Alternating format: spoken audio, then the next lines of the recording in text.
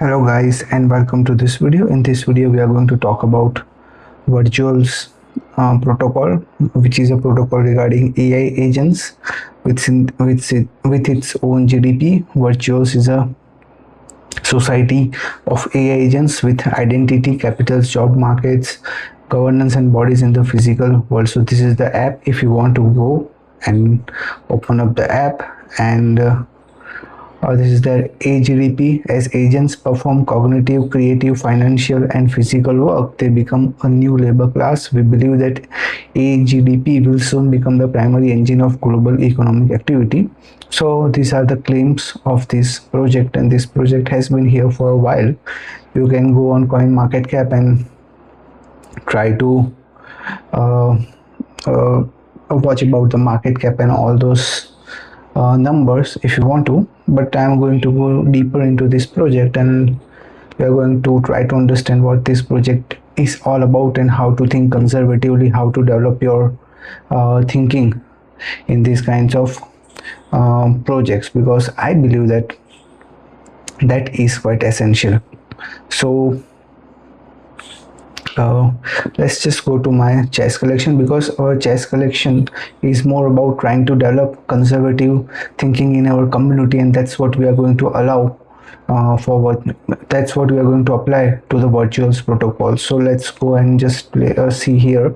The first move here is e3. As you can see, white's first move is e3, so I'm going to go on this and I'm just going to play first move e3. So now as you can see here, it says that patience begins by keeping options open rather than rushing forward. So here also it's a very quiet and patientful move.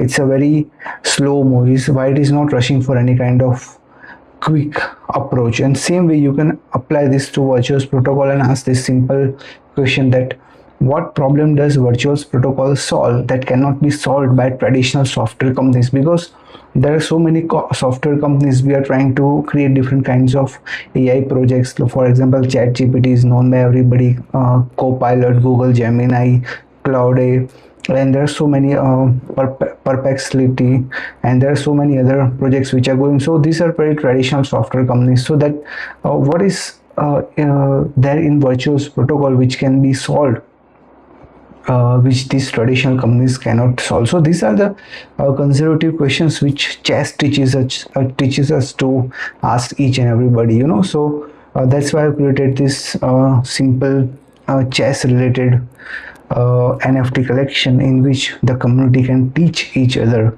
the power of thinking conservatively. So these are my own games only. So as you can see, these are my own games. So now let's see what black plays here. The black plays here d5. Again, this is also very, as you can read here, then it is a black's move. Conservative thinking starts with occupying the center securely. So he's trying to occupy the center, and this is also very conservative approach. And then white again goes for quiet preparation with second move b3, immediate action. So here also this is a very quiet move. So again, as you can see, both the players are, me and my opponent, we are not in any kind of rush. We are just trying to go slowly and trying to develop our pieces very patiently. So he's also trying to, you see, he's just now this move is also very slow and steady. He's just trying to be conservative, pessimistic, and he's just going very slowly. So similarly here also, when you're analyzing a project like Virtual protocol, you can ask questions, because it slows down the process of making the decisions, and that's what wise investors do. They try to slow down the process of making the decisions. So you can ask here that if the AI agent's narrative loses popularity, what fundamental demand would remain for the protocol? Because if there is no demand for the AI agents, I mean right now AI agents are also a kind of narratives only. So if this narrative is gone, then how will the project survive? That is also a very legit question to ask. So this, when you are conservative, when you try to think slowly like this chess moves, the way my opponent is playing slowly, the thing is that you get time to analyze the projects. That's it. Now you can also ask another conservative question, that how much of the current valuation is based on actual usage versus future expectations. So I mean, if it's extremely overvalued, then there is also risk for investors, because if there is a lot of overvaluation, because overvaluation is coming only because of the future expectations. So if there is massive future expectations, and if those expectations are not fulfilled, then also there is a risk associated with this project. So that's the reason why you have to develop this critical thinking, and that's what these chess games do. They simply try to develop critical thinking in you, and that's what our community stands for. That's what our community is all about. So now let's go for the third move, bishop b2. As you can see, the third move, patient plans reveals their value only after completion. So here the third move is developing my bishop, because now my bishop can move here on this entire diagonal. So that's the third move. Now he goes bishop d6, reinforce strength before creating a new ambition. So he goes for bishop d6 again. He's just trying to reinforce his bishop. He's just trying to strengthen the position of his bishop, and he's not taking any risk. Similarly, so this is also a very pessimistic approach. And similarly here also, whenever you are analyzing a project like Virtue protocols or any other cryptocurrency project, you can ask a simple conservative question. For example, you can ask that, are users paying meaningful fees today, or is activity primarily driven by speculation? So if there is speculation involved in this project in any form, then the meaningful fees doesn't matter. So again, this is also a very conservative question, just like this move, and that's what matters. Now I played this move, knight c3, improve your position before testing your ideas. So that's it. Again, this shows patience, because I'm just trying to improve my position, and I'm not in a hurry to test any new ideas right now. My opponent goes for knight f6. So here also knight f6, the fourth move. As you can see, good defense is often the first step towards the success. So again, this is a defensive approach, but it is a very solid approach, because that's what matters, because defensive approach buys you the time to stay longer in the game. Similarly here also, you can ask, whenever you're analyzing a project like this, you can ask this simple question, like a defensive question, like what evidence shows that AI agents need a blockchain rather than a centralized database? That is also important question to ask, right? So again, this is a very important question, defensive question, that blockchains, why AI agents need blockchain. This is a very defensive kind of a question, just like this move. This is a very defensive move, but it buys you the time. So similarly here also, when you ask this kind of defensive questions, it buys you the time to analyze the project more deeply, because whenever people are in extreme hurry, they tend to make mistakes.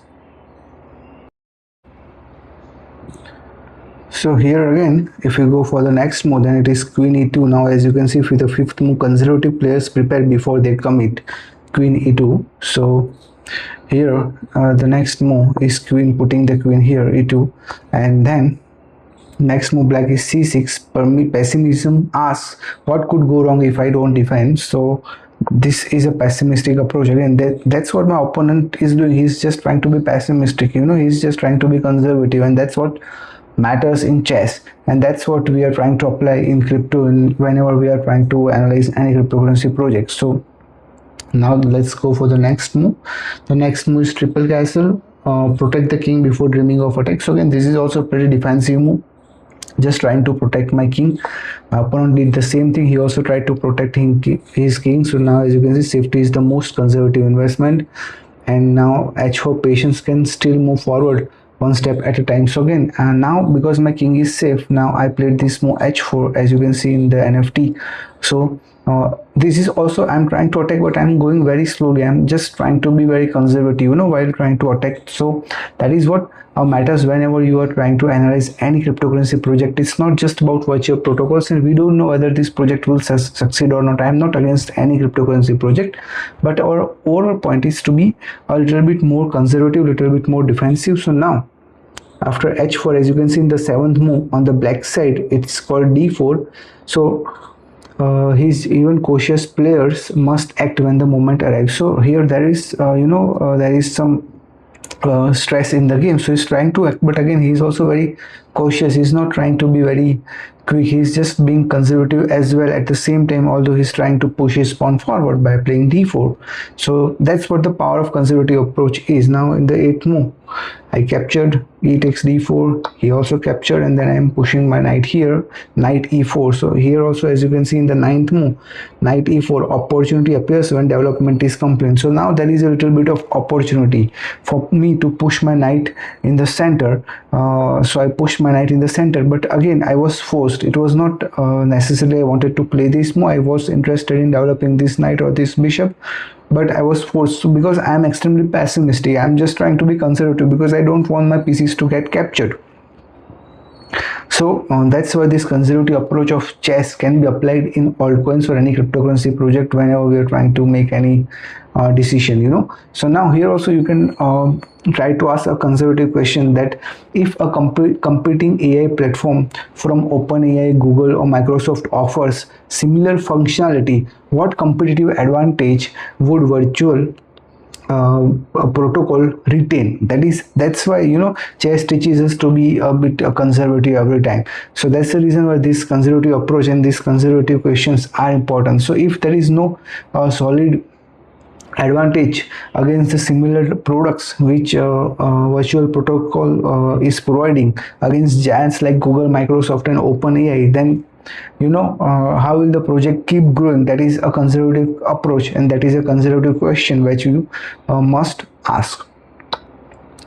So after a few moves, now here as you can see in the 11th move, as you can see b d3, the 11th move. So patience, again this is a very patientful approach. As you can see, a patient pressure accumulates quietly. So this is also very slow pressure. I just try to develop my pieces when I'm going very slowly. I'm not in any kind of hurry. Of course the threat is to give this checkmate, but again I am just trying to be in a very quiet mood. I don't want to be in any kind of hurry. So that's what patience that's what the patientful approach is. And similarly here also one has to hold your horses. I am not saying that one cannot invest in any cryptocurrency project. I am just saying that have patience and just ask questions which are a bit more conservative, which are a bit more pessimistic, which are a bit more, you know, patientful questions which can test your patience,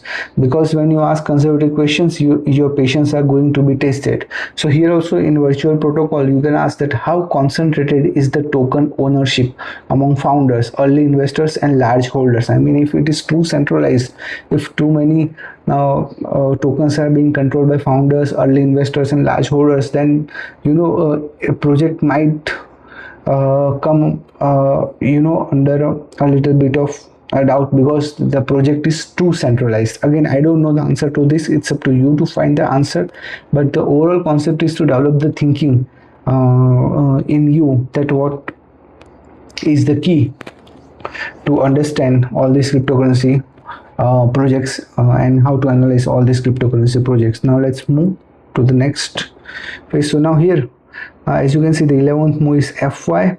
Fear of future threats can prevent present weaknesses. So he knows that there is this future threat. So again he is going a little bit defensive and he's trying to defend this attack. So he's pushing the queen.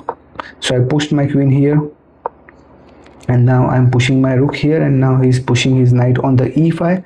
So now as you can see in the 13th move, that knight is on the e5. Strong positions come from active pieces, not flashy moves. So that's why he played knight e5. Then I give this check, queen d5 check, king goes back. I'm developing my knight on f3. He gave this check, I captured. He pushes his queen here. I pushed my pawn here, and then he pushes his pawn here, and then I played this knight on h4 square. So as you can see here on the 18th move, here knight h4, patient preparation finally starts creating real opportunities. So now, because I was throughout the game very patient, I was very conservative, I was taking the things now very slowly and calmly. So because of that, now I have a threat of putting my knight here and giving him check, and then gradually capture this rook. So again, that's what the collection is saying that patient preparation finally starts creating real opportunities on the 18th moon, knight h4. So again, you have to be a little bit patient, and you can ask these simple questions, that are the incentives sustainable without continuous token appreciation. So if for example, let's say that there are some intense incentives for creating AI agents and good ones, then if those incentives are not there later on, because because of the token dilution, or maybe for some other reason, but if those are not available over there, then how will the protocol survive? How will the project and the token appreciation will keep going? So that is something which one has to ask. Again, this is also a little bit of a conservative approach, but these are the important questions, and that's what our chess teaches us. That's what our NFT collection is all about. Now here, as you can see, rook goes to b8. I give this check, knight g6, king here. I captured the rook, queen goes back here, and now rook goes to e2. Now here, as you can see, rook e2, the analysis says that now after rook e2, which is on the 21st move, as you can see here, winning position still requires discipline. So again, I have to be a little bit in discipline if I still want to win the game. So I pushed my rook here on e2, and this is a good move because it allows this rook to come into the game. And again, this is more like piling up and doubling down on the position, and that also requires patience. And that's why it said that in the 21st move, as you can see, winning position still requires discipline. So here also you will have to be disciplined investor. One has to be extremely disciplined personality to become wise investors, and you will have to keep asking conservative or pessimistic questions. For example, you can ask a simple question like, how many active users would remain if token rewards and incentives disappeared? Because if the users do not get the incentives, they might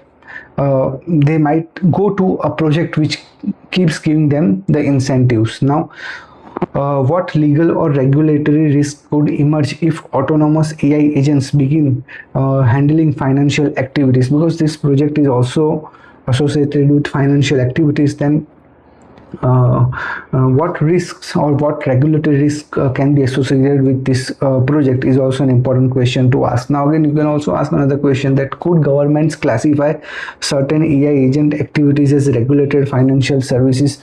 So if that happens, if certain governments identify this as a regulated financial services, then how will the project evolve? How will the project survive? How will the project keep going? These are some of the questions that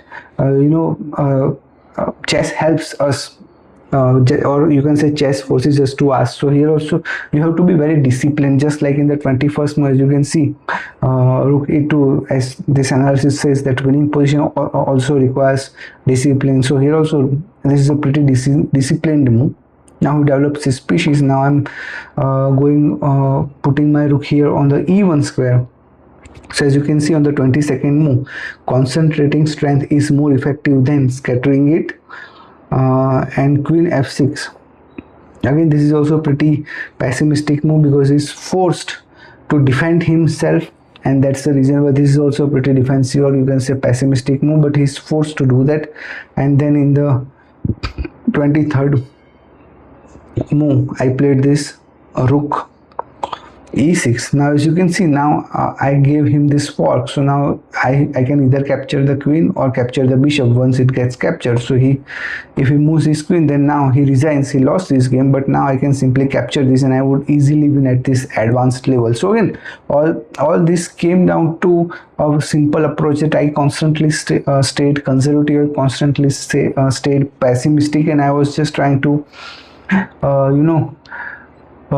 grow very slowly. So that's what chess teaches us. That's what our NFT collection is all about. And you can also join my Telegram community. I will put my Telegram group's link in the description, and also I'll put the link of this NFT collection in the description if you want to own it.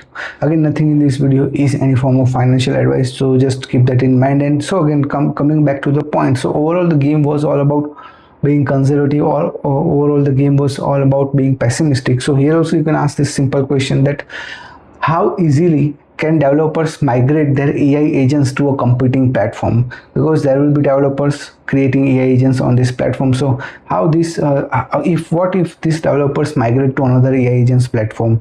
All these questions one has to ask. And the overall idea behind this video, creating this video, was simply to help you understand the power of conservative approach, and that's what our community is also about. So you can join my community. The link will be in the description in the telegram, above of the telegram, and also I'll put the link to this NFT into the description. If you have any questions also, then you can join me in my telegram group. And again, this is more about for the art collectors. This is not something which is for about trading or anything short term, nothing like that. This is more about an artistic approach to investing, and if you are owning it, then it is more about artistic. It is more about being an art collector. If you love this art, then only one should think about owning it, because I personally feel that chess teaches us a lot about conservative approach, patience, pessimistic approach in investing. So that's why I feel that this is a much more artistic approach towards chess. Teaches us a lot about being artistic in investing. So that's all I have for you guys in this video. I'll see you in the next video. Till then, take care. Bye bye.